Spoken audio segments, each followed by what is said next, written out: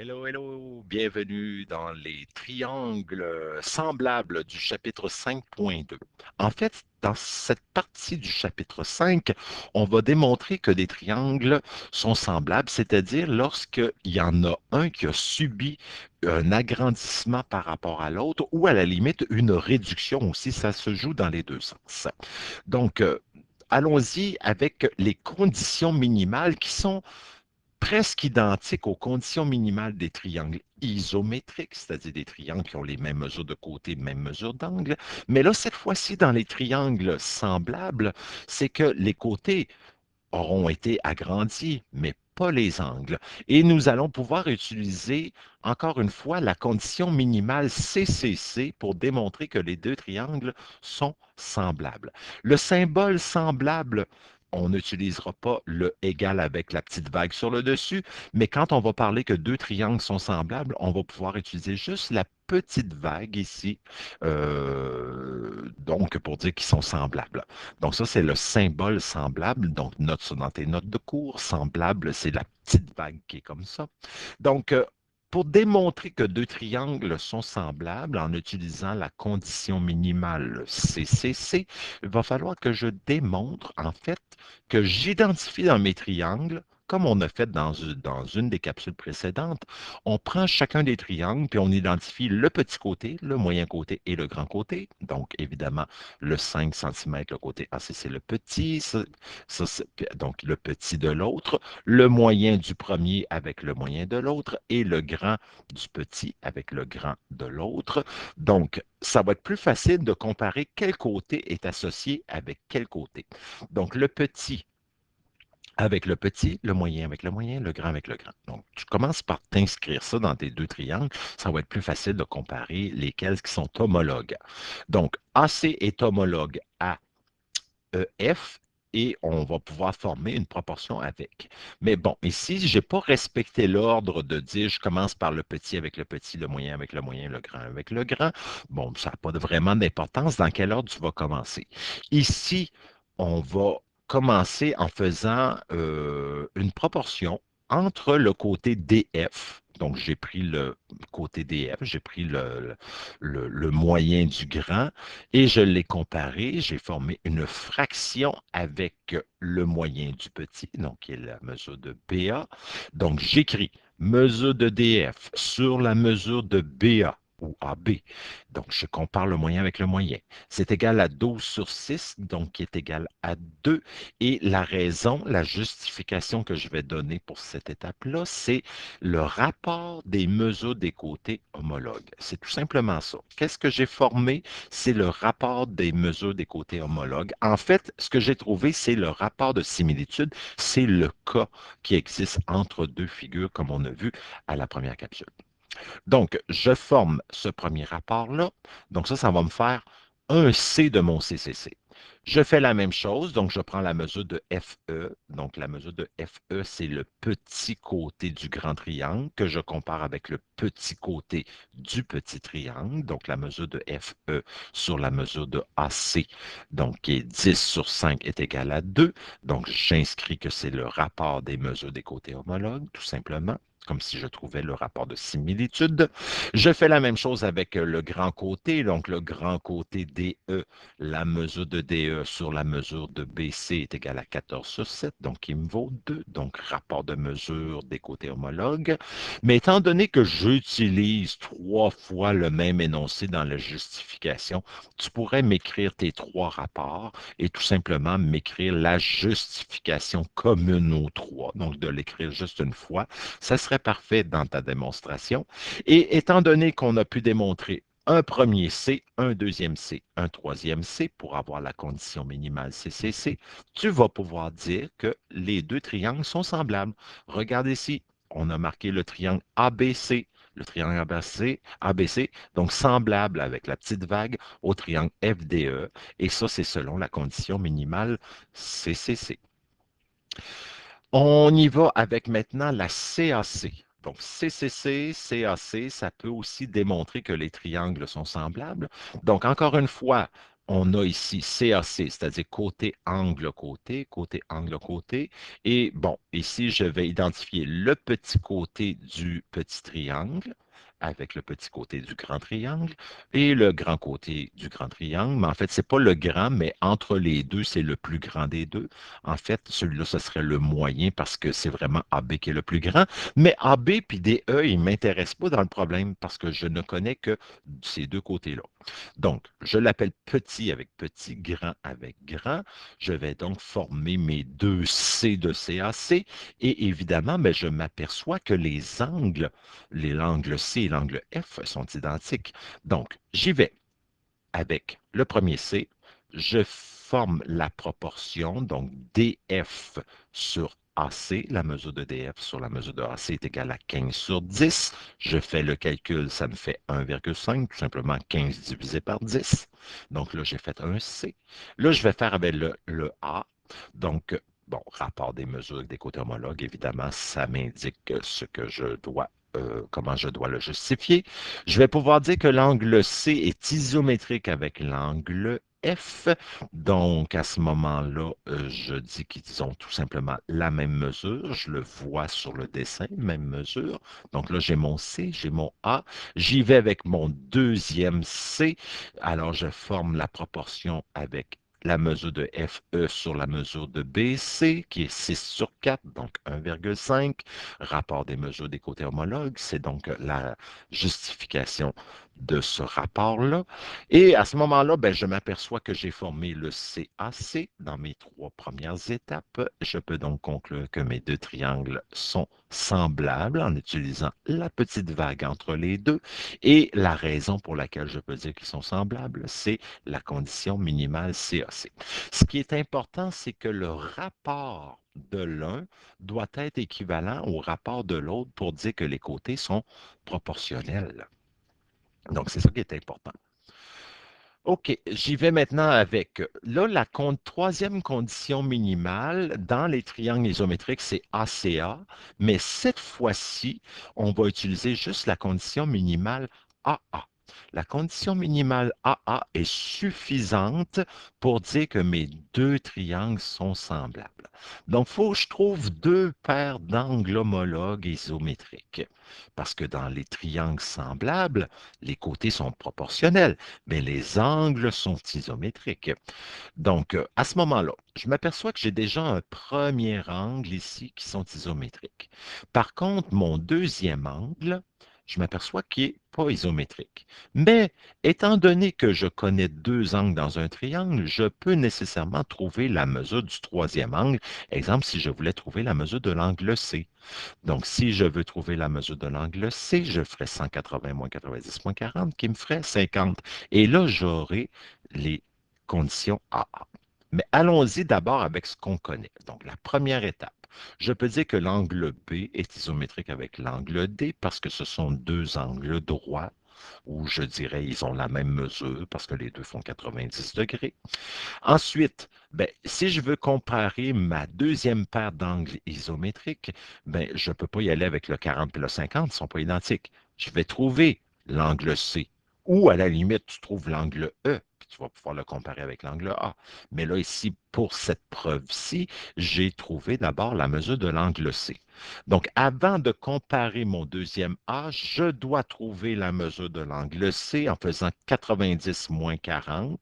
Et si tu vois ce que ici, je n'ai pas utilisé le 180 moins les deux autres angles. J'ai dit 90 moins l'angle de 40 qui est égal à 50. Donc, ça fonctionne aussi parce qu'il existe un autre énoncé qui me dit que dans les triangles rectangles, les angles aigus sont complémentaires, c'est-à-dire que les deux ensemble valent 90 parce que nécessairement le troisième angle vaut 90, donc 180 en tout. Mais tu aurais pu écrire pour la mesure de l'angle C 180 moins 90 moins 40, donc qui est égal à 50, mais tu aurais justifié avec la somme des angles intérieurs d'un triangle qui est égal à 180 degrés. Mais celui-là fonctionne aussi. Donc, ici, je t'ouvre des portes de plusieurs possibilités. Donc, encore une fois, il n'y a pas qu'un chemin qui mène jusqu'à Rome. Et là, ben, je peux maintenant les comparer, hein. L'angle C va être isométrique avec l'angle F parce que je l'ai pu le démontrer en faisant une deuxième étape. Donc, ils ont maintenant la même mesure. Ils mesurent chacun 50. Alors, j'ai mon A qui est ici, j'ai mon deuxième A qui est là, ce qui fait que je peux en arriver à la conclusion que le triangle ABC est semblable au triangle DEF d'après la condition minimale AA. AA, c'est suffisant parce qu'automatiquement, le troisième angle, si j'ai deux paires d'angles homologues isométriques, le troisième angle, automatiquement, il est isométrique. Donc, juste AA, c'est suffisant. AAA, c'est pas nécessaire. Il y a un A de trop. C'est correct de le faire aussi, mais c'est pas nécessaire. AA, c'est suffisant. Condition minimale, hein, c'est pour ça qu'on appelle ça de cette façon-là. OK, maintenant, ici, tu as un exemple de trouver des mesures manquantes. Et là, je te dis que les deux triangles, en partant, on te le dit, on le dit qu'ils sont semblables. Donc, s'ils sont semblables, ça veut dire que tu vas pouvoir former les proportions entre les côtés. Donc, tu vas pouvoir dire que la mesure de AB tu vas former la proportion avec la mesure de BD, donc qui est son homologue, qui est égale à la mesure de AE sur la mesure de CD, qui est l'homologue à AE. Et tu vas pouvoir former le même rapport que la mesure de BE sur la mesure de BC. Donc, ces trois rapports-là sont équivalents parce que mes deux triangles sont semblables et va arriver cette nouvelle belle phrase-là que tu devras ajouter dans tes justifications, dans tes énoncés, c'est que dans les triangles semblables, les mesures des côtés homologues sont proportionnelles. Donc, je te dis que les deux triangles sont semblables. À ce moment-là, tu formes tes proportions, tes trois proportions entre les côtés en utilisant la symbolique géométrique ici. Donc, c'est vraiment de cette façon-là que tu m'indiques que les trois paires de côtés sont proportionnelles. Et après ça, tu vas pouvoir trouver tes mesures manquantes. Donc, je vais commencer par trouver le X, mais tu sais que j'aime pas qu'on utilise X, je vais plutôt utiliser le symbole géométrique. Donc, là, je cherche la mesure de CD ici. Donc, étant donné que je cherche la mesure de CD, mais regarde par quoi j'ai commencé. J'ai commencé par la mesure de AB sur la mesure de BD. J'ai commencé par cette fraction-là qui est ici parce que je connaissais les deux mesures. Ben, comme c'est proportionnel, ben, je vais pouvoir dire que la mesure de AE, qui vaut 48, est égale à la mesure de CD. Donc, j'ai utilisé ces deux premières fractions-là, ces deux premières proportions-là. Donc, 55, je peux le mettre à la place de AB. Le 99, je le mets à la place de BD. Le AE, je le connais, donc qui vaut 48. Et je cherche la mesure de CD. Donc, là, ici, je vais pouvoir faire un beau produit croisé. Donc, je vais pouvoir dire que la mesure de CD est égale à 99 fois 48 divisé par 55. Donc, ça veut dire que ça vaut 86,4.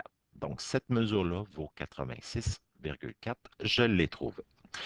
Toujours le même principe. Maintenant, je veux trouver le Y. Donc, je vais partir encore une fois du 55 sur 99. Donc, ah ben non, mais ici même plus simple. Je vais utiliser la mesure de BE. On est dans un triangle rectangle, donc puis je connais les deux cathètes, donc je vais utiliser Monsieur Pythagore. Donc la mesure de BE est égale à la racine carrée de 48 à la 2 plus 55 à la 2, hein, la somme des carrés des cathètes. Donc ça va faire 73. Je justifie avec Pythagore. Bon, maintenant, je le connais, lui. Il vaut 73. Et maintenant, pour trouver le Z, ben, je vais pouvoir, bon, c'est là que je vais y aller avec toujours le 55 sur 99. Donc, je suis parti de la mesure de AB sur la mesure de BD avec leurs valeurs respectives. Et j'y vais maintenant que je sais que c'est égal à ce rapport-là, la mesure de BE sur la mesure de BC. BE qui vaut 73 et le BC qui est inconnu. Donc, encore une fois, produit croisé, la mesure de BC est égale à 99 fois 73 divisé par 55. Ça fait 31,4. lettres et je justifie ça. Ben, en fait, je n'ai pas à justifier, c'est le calcul me permet de le faire. Donc ici, je n'ai pas besoin de justification. Là, ici, c'était Pythagore. Ici, je n'ai pas besoin de justification parce que ça a été justifié préalablement à l'étape numéro 1. Donc, quand on part avec deux triangles qui sont isométriques, donc tu formes tes proportions entre les côtés et tu justifies ça, puis ensuite tu formes tes produits croisés et tu trouves des mesures manquantes en utilisant d'autres énoncés. Ici, j'ai un petit triangle imbriqué dans un grand triangle. Donc, détermine les mesures manquantes. Donc, on va certainement en arriver à dire que le petit triangle il est certainement semblable au grand triangle qui est ici. Mais la première des choses que je vais souhaiter faire, c'est que, ben, il va falloir que je démontre d'abord, avant, que mes deux triangles sont semblables. Puis lorsque je saurai que mes deux triangles sont semblables, parce qu'ici, on ne me le disait pas. Tout à l'heure, dans l'exemple précédent, si je recule, tu vois, ici, on disait que les deux triangles sont semblables, mais là, on ne me le dit pas. Donc, je devrais le démontrer. Et pour le démontrer, ben, déjà, je sais que j'ai une paire d'angles homologues isométriques. On me l'indique par ce symbole-là ici. Et ben, si je prends ben, je pourrais essayer avec le CAC. Regarde ici, j'ai un côté, angle côté, mais est-ce que je connais le côté AD? Oui, mais est-ce que je connais le côté CD? Non. Donc, ça veut dire que je ne peux pas prendre le CAC pour démontrer que les deux triangles sont semblables. Donc, si je n'ai pas le CAC, je dois me rabattre sur une autre condition minimale. Bon, celui-là, je connais les trois côtés du petit, mais est-ce que je connais les trois côtés du grand? Non plus. Donc, je ne peux pas y aller avec le CCC. Donc, ce qui me reste, si je ne peux pas y aller avec le CCC puis ni le CAC, ce qui me reste, c'est la condition minimale AA. Donc, j'ai déjà un A ici. Le deuxième A, ben, il est caché ici. C'est qu'en fait, l'angle A, c'est un angle qui est commun aux deux triangles. Donc, l'angle A du grand triangle est isométrique avec l'angle A du petit triangle. Donc, tu vois qu'on va avoir ici mon premier A et mon deuxième A, donc condition minimale AA. Donc, j'y vais avec la démonstration du AA.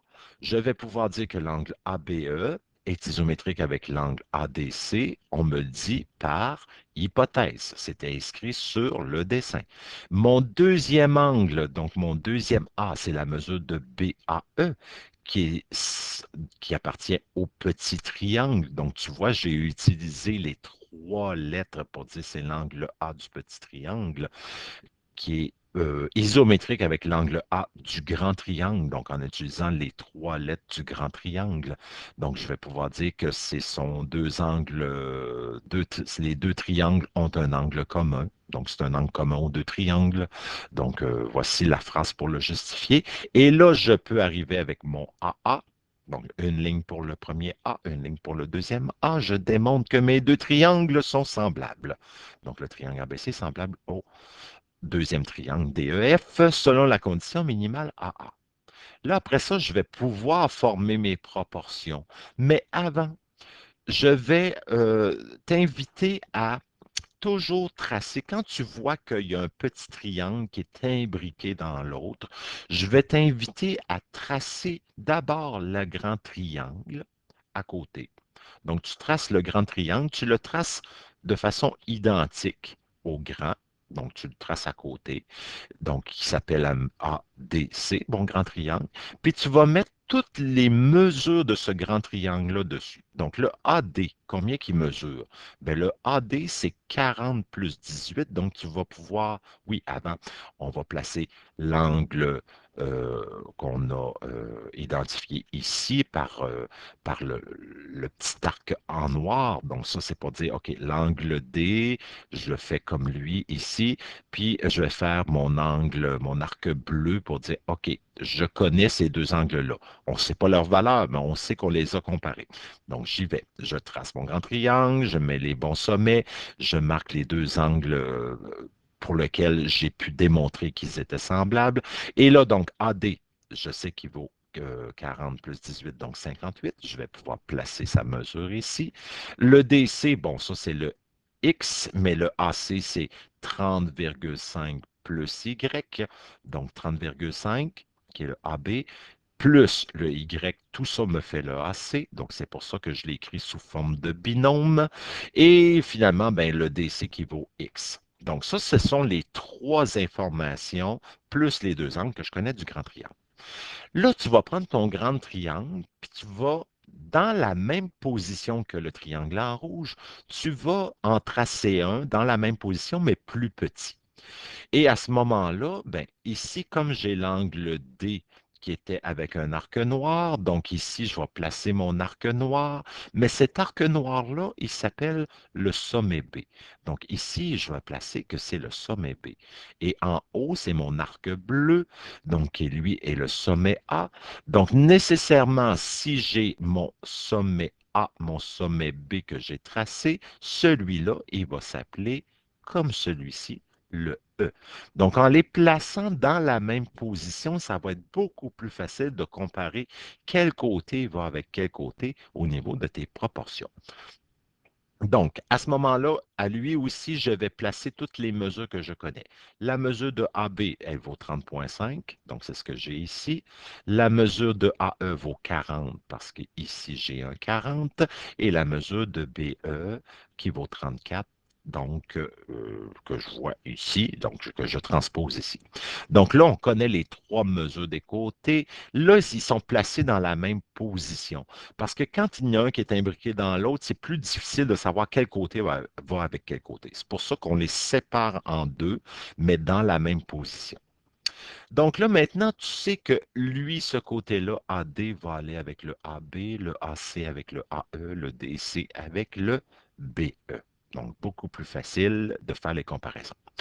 Bon, mes deux triangles sont semblables, ce qui veut dire que je vais former les trois proportions suivantes, c'est-à-dire la mesure de AD sur la mesure de AB est égale à la mesure de AC sur la mesure de AE est égale à la mesure de DC sur la mesure de BE. Et ça, je peux dire ça parce que dans les triangles semblables, les mesures des côtés homologues sont proportionnelles.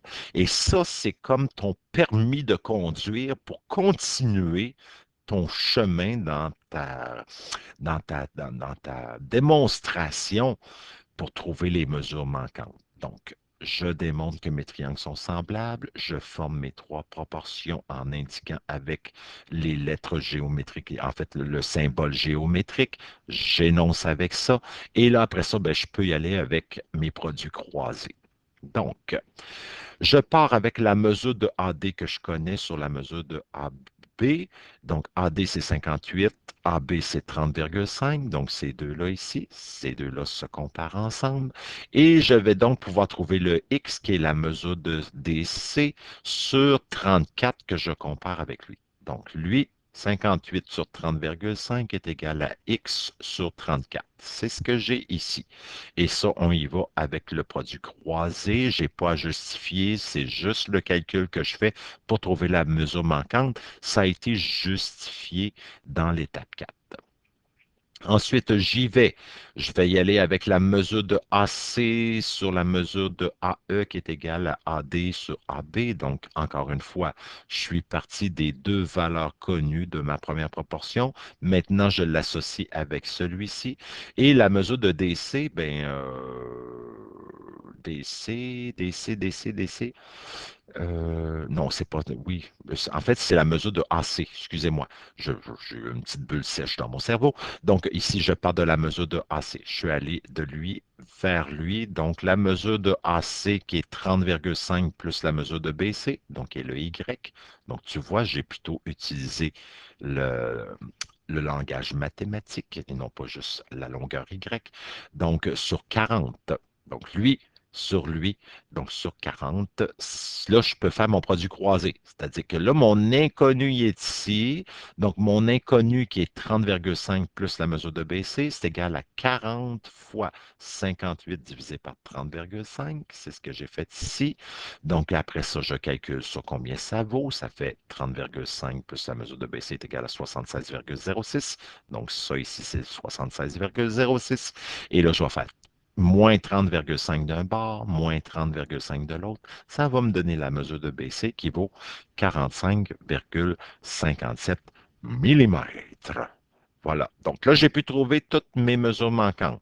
Donc, encore une fois, j'insiste, si on ne te dit pas que les triangles sont semblables, tu dois le démontrer avec l'une des trois conditions minimales.